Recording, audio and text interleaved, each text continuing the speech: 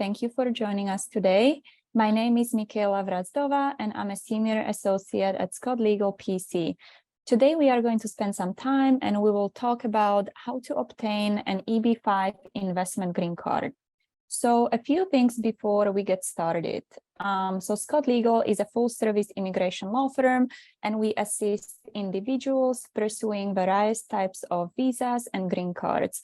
Anything from family-based, employment-based, and investment-based visas and green cards. And we regularly process a high number of EB-5 green card applications. So we will continue to have this webinar series, and we will do at least 2 webinars a month on different visa topics. At the end of this webinar, the PowerPoint we'll be using during this webinar. We will also send you our visa guide, which is a comprehensive visa guide for the EB-5 green card. And we will also send you a link where you can sign up for additional webinars we will have in the future, and also a link where you will be able to view this webinar as it's being recorded. This webinar will also be available on YouTube, and we encourage you to subscribe to our YouTube channel and hit the notification button, as we often post immigration videos on different immigration topics. And we will also send you a link where you can sign up for a consultation with one of our attorneys to discuss your particular case. So today we are lucky to have Ian Scott, who is the founder of the firm and who is very experienced with processing EB-5 visa applications. Finally, for any question you may have, please feel free to put it in the chat box or in the Q&A box, and we will get to all questions at the end of the presentation. So Ian, why don't we get started? Great. Thank you very much, Michaela. And yeah, so we're going to talk today about the EB-5 program, and in particular, the 2 kind of parts of that program, one being the regional center part of the program, and one being the direct investment part of the program. So when we think of the regional center part of the program, it really is for investors who I think want a more passive investment, who want to invest a certain amount of money, who don't want to manage a business, who don't mind paying pretty high administration fees, and also don't mind. They're not doing the investment for the return because the return is low. It's even maybe negative return because the administration or administrative fees are quite high. They're letting someone else run the show, and they don't mind that. So that's the type of, I think, the investor profile that you tend to see. The one kind of one big difference between regional centers and direct investment, though, is that for regional centers, part of this program, if you look at EB-5 on its most basic level, it has one aspect requiring you to invest money, and the other aspect requiring you to create jobs. And the job creation for regional centers is a little bit easier because they do allow you to include what are called indirect jobs. So not just the actual people that you hired, but taking a look at the project that you're doing, and if there's any indirect benefit associated with that project and indirect employment that might result from that project, you can count that as well. So a good example of regional center might be, let's say, a hotel chain that wants to build a large hotel and wants, $100 million of investment from different people, and they, put that out to the EB-5 marketplace and get a number of people to come and invest money so that they can get green cards, and then they get the benefit of having pretty low cost financing. In contrast to the regional center, though, is the direct investment. The direct investment really relates to people who I think want to want control over their own business and who want to run their own business. So these are going to be entrepreneurs who start a business and invest in a business and create U.S. jobs from that business that they are either running themselves or are investing in. So there's obviously a potential for higher return there because the return is really unlimited because you are running the show.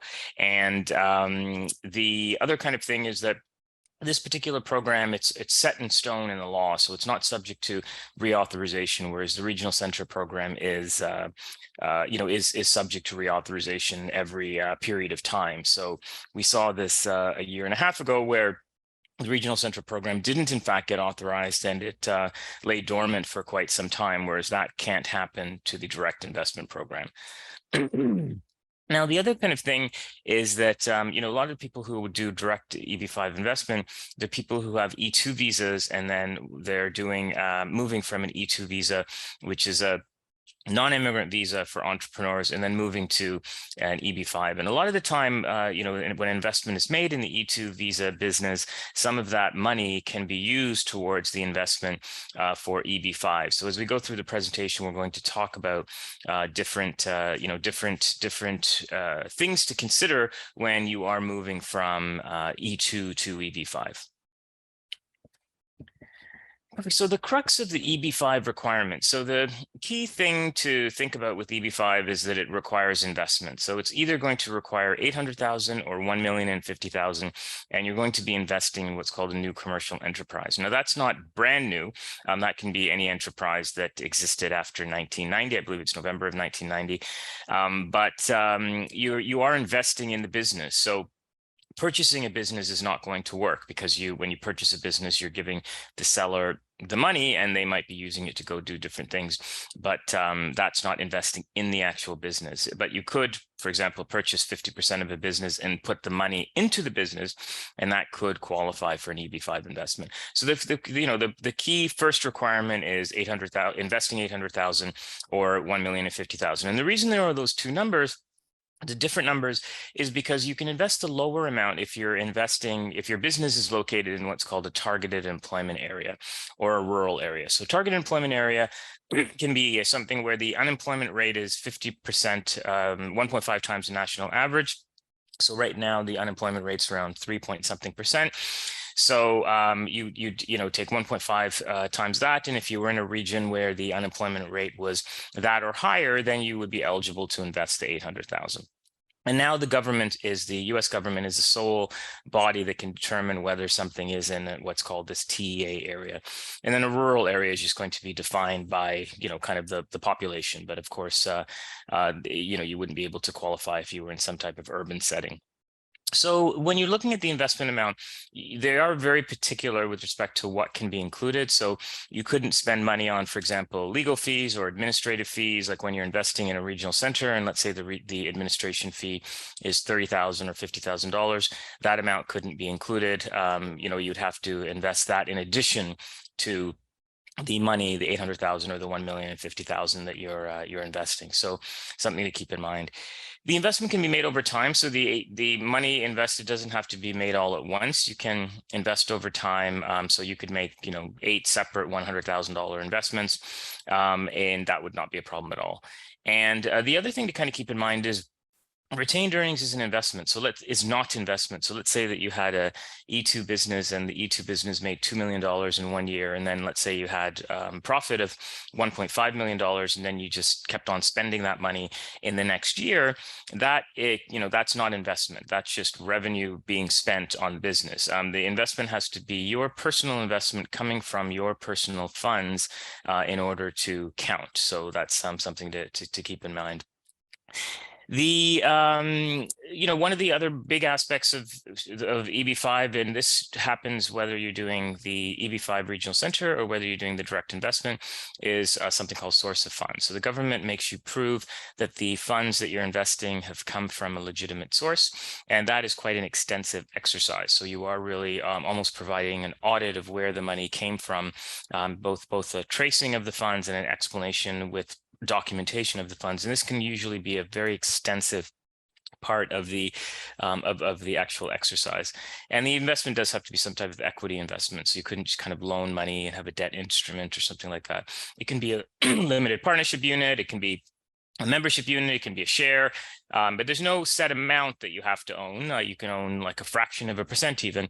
There's not unlike E2 where you have to own 50% of the business to get an E2 investor visa. That's not the case here. The other big element or aspect of EB-5 is job creation, and you do have to create 10 full-time jobs over a period of time. You have quite a bit of time to create these jobs. You have 2 years after the main petition has been approved, and but they do have to be For the direct investment, they have to be 10 full-time jobs, and they have to be U.S. citizens or green card holders. So no, non-immigrant visas.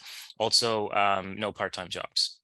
The both, whether it's regional center or a direct investment, they're going to require a very detailed business plan, and your investment always has to be linked to job creation. And that's why when you purchase a business and the money just goes to the seller, that's why that doesn't count, because there's no link to job creation there. The money's just going to the seller, and it's not being used to create U.S. jobs. So that's why that does not count.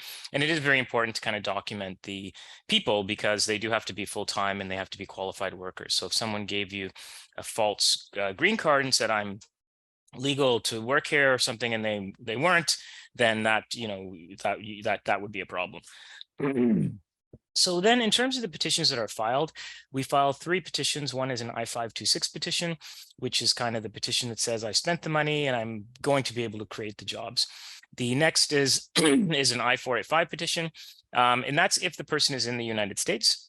And if not, then they can do what's called consular processing.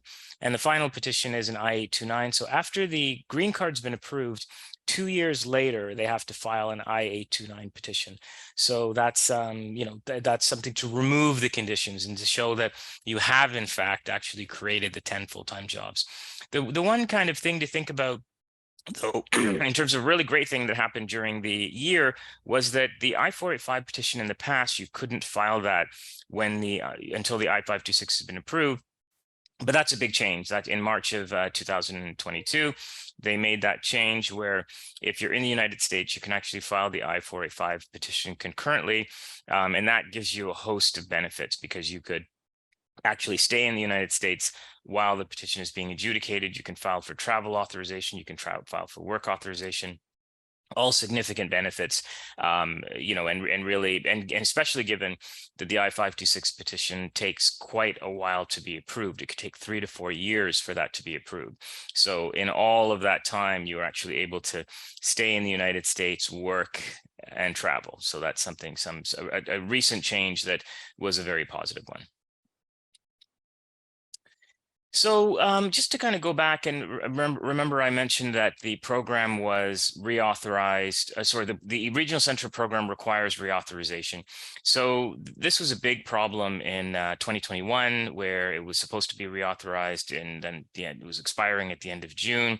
It actually did, in fact, expire in June 30th of 2021, and a lot of people were left in limbo. And it didn't get reauthorized until March 11th of 2022. So a lot of the people in the regional center program were really out of luck until the reauthorization occurred. And again, this doesn't impact the direct investment program. But what they did is, when they did reauthorize this in March, they reauthorized it until 2027, so we don't have to worry about it until then. But also another key provision is they added in that any petitions filed before the 30th of September 2026 would still be adjudicated, because this was a big problem last time, because when the program didn't get reauthorized and all the petitions that were pending, USCIS just stopped adjudicating them because there was no authority for them to do it. The investment amount actually increased from 500,000 to 800,000. So the 800,000 is where we're at now, but it used to be 500,000. The other higher amount used to be $1 million. So not as big an increase in that, but it's 1,050,000. And these are going to be indexed to inflation. So there will be increases in those going forward. The change in the TA rules, the targeted employment area, I mentioned that at the beginning, where it is harder to qualify under TA, and only the government can kind of make that indication. And then this is a kind of important part for people, in particular from India and China, because those people who are born in those countries, they are delayed. The EB-5 is delayed. So another change in March is they introduced these carve-outs so that people who are filing new petitions are not delayed. So it's a significant benefit. So we've filed a number of EB-5 petitions for Chinese and Indian nationals who kind of skipped the line, because we have other clients who we filed for before that are still waiting, right? So it really is kind of an interesting carve out that they have done, but it only applies to new investments. And then we talked about the I-485, which significant benefit. You know, a lot of the people that I mentioned where we filed the petitions for them recently, they're able to stay in the US and work and travel and things like that. So that's all very, very useful.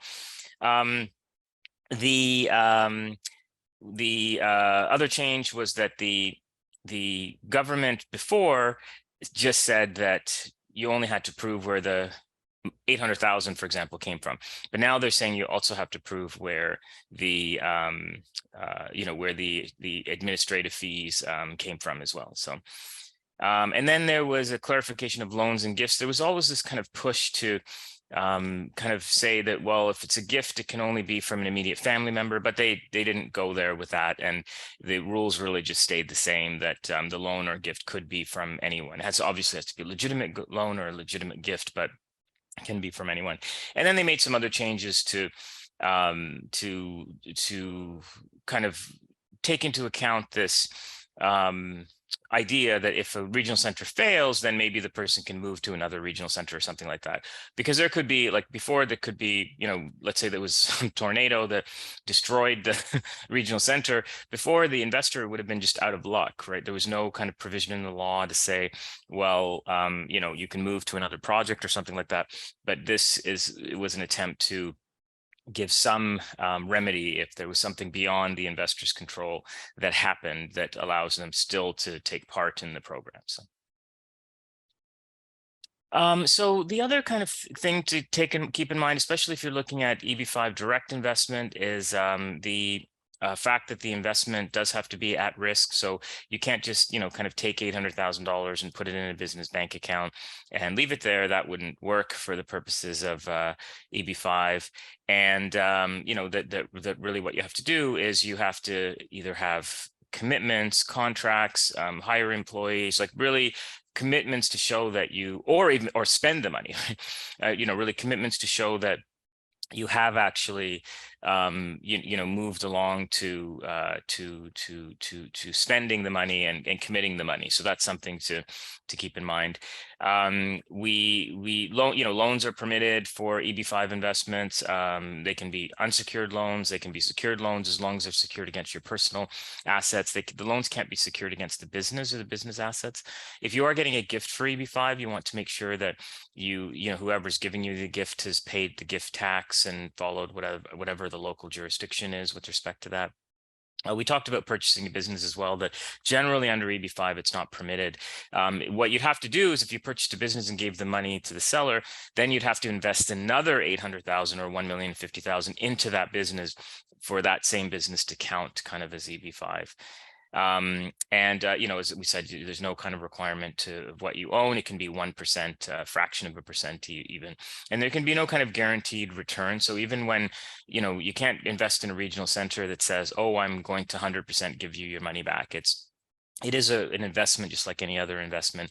So, you know, there's going to be risk associated with that. And we talked a lot about the differences between EB2 and EB-5. Like E2, you know, you can count legal fees, administrative fees. E2, there's no specific number with respect to job creation, and the people you hire can also be on visas. But the EB-5 does require full-time and a specific number, 1010, and they have to be US citizens or green card holders. And then E2 would permit you to buy a business as well. And give the money to the seller, whereas EB-5 doesn't. They both have a source of funds requirement, but the source of funds requirement for E2 is a lot less than what it is for EB-5. So, you know, that's definitely something to consider. And we'll just skip by this here. Perfect. And then, so the other considerations, other things to think about are timing considerations. So we have, you know, as I said, the I-526 petition is quite, it takes a long time for it to be approved. It takes 3 to 4 years. And we've actually been often filing mandamus petitions to compel the US government to adjudicate these faster.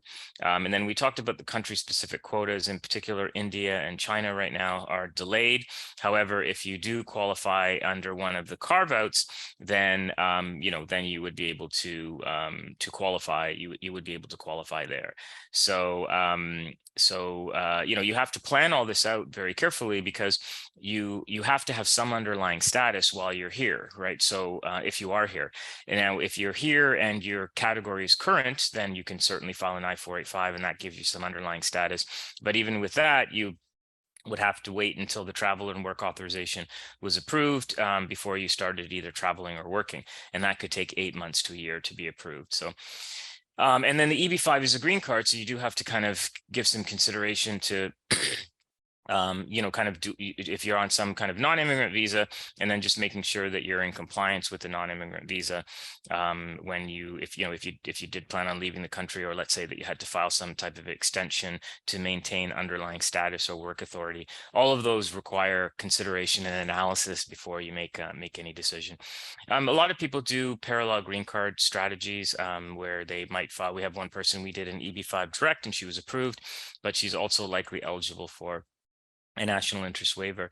So, you know, we look at that in terms of a possible strategy for her to get a green card. So something to consider. And really, I think the key for all this is that planning is really key for all of these items.